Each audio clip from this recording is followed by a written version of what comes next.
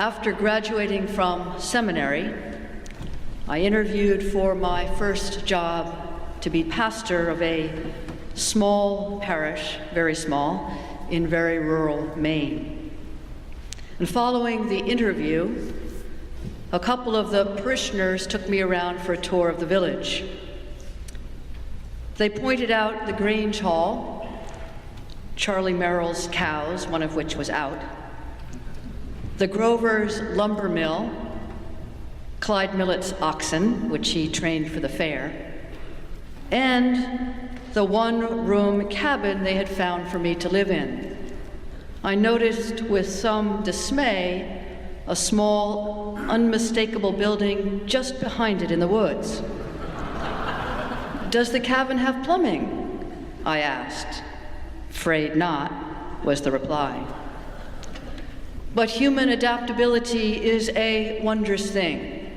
I lived comfortably in that cabin, although I always knew my time there was temporary.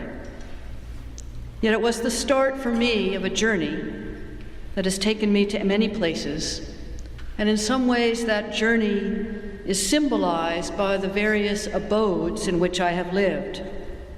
Cozy and more roomy, rural and urban, flimsy and solid, populated and solitary, rented and owned, plumbed and unplumbed. Temporariness, impermanency, these are part and parcel of the human condition. As the biblical authors are ever at pains to remind us, we are visitors here, merely passing through. Biblically speaking, life is an expedition. And we, you and I, we live in tents. Don't let the apparent solidity of your dwelling fool you. It may be of brick or stone or wood, but it's not forever.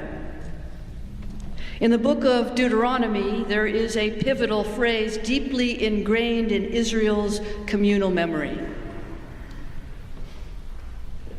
It goes like this: "A wandering Aramean was my father. A wandering Aramean was my father." Having stated that fact of ancestry, that heritage, that defining datum of family lore and history, as defining as my ancestors were enslaved, or my ancestors are Rockefellers. After stating that defining factum of ancestral history, a wandering Aramean was my father, the author goes on to tell the story of Exodus, the story of a nomadic people voyaging upon the desert sands, dwelling in tents, ever on the move. And the story affirms that because God guided them, they did not merely manage the harsh and demanding life of the Bedouin, they flourished. Their flocks increased. Their descendants were many. They grew in wealth and status. And it was during this 40-year sojourn that the Israelites gave God a nickname, Shekinah or Shekinah, meaning the God who pitches a tent among us. Our lives may be impermanent, our stay temporary, but this we believe: God is with us. God travels with us. And that, in the end, may be the single most important article of our faith, that God is present with us on the journey, wherever it takes us.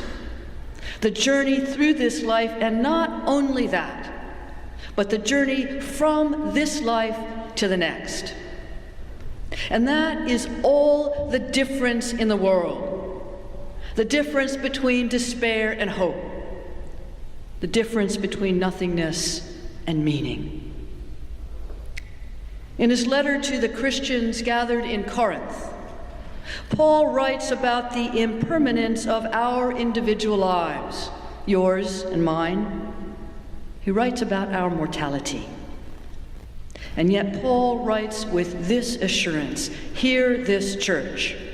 If the earthly tent we live in, our bodies, if the earthly tent you live in is destroyed, you have a building from God, not made with human hands, eternal in the heavens. So don't let the sweet beating of your pulse or the firmness of your skin fool you. They're not forever, these bodies. Like the brick and mortar of your dwelling place, these too are but temporary abodes. But here's the kicker. Temporary, fleeting, perishable, but not in the end essential.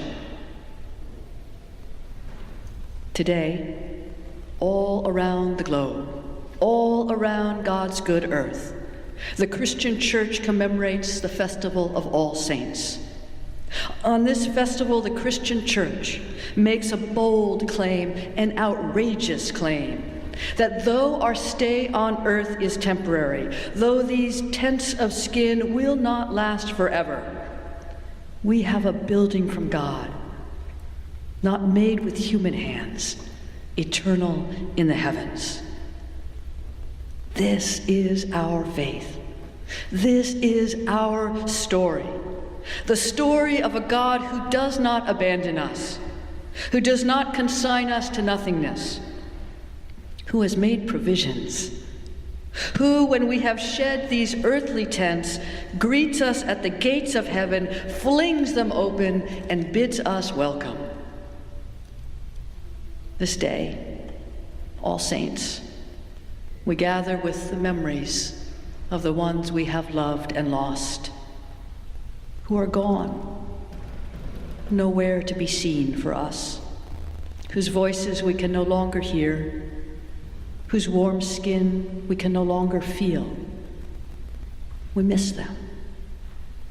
But we gather this day on their behalf, and on their behalf we proclaim our resurrection faith.